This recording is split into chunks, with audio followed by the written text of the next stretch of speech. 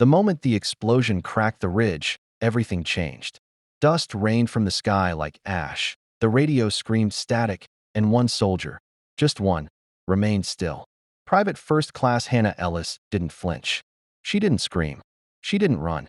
While the rest of the unit scattered for cover, unsure where the fire was coming from, she kept her eye on the ridge across the valley.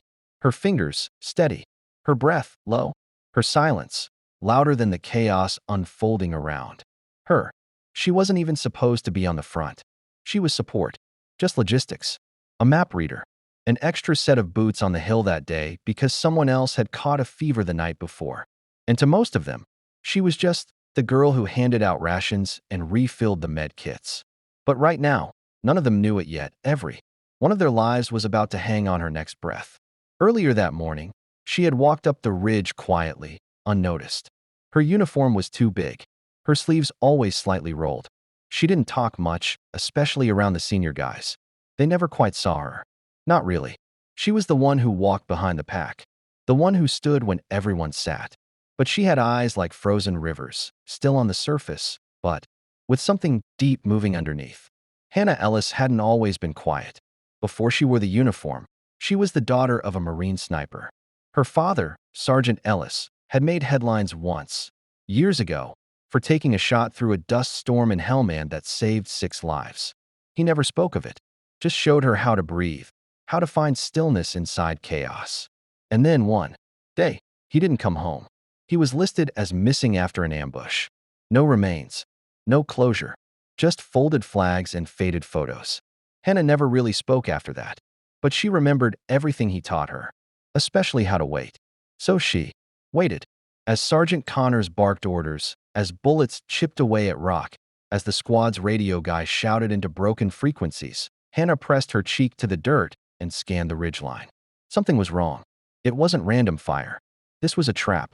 That's when she saw it, a shimmer in the heat wave.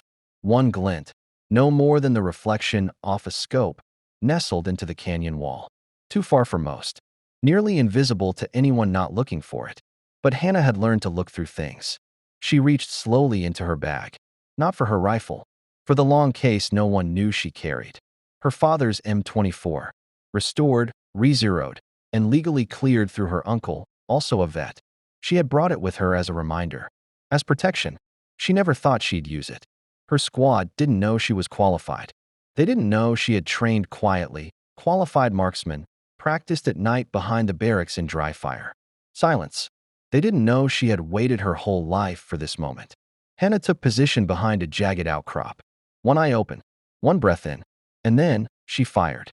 The shot cracked through the canyon like a whip. Then silence. Longer than usual. Then the machine gun fire stopped. Seconds passed.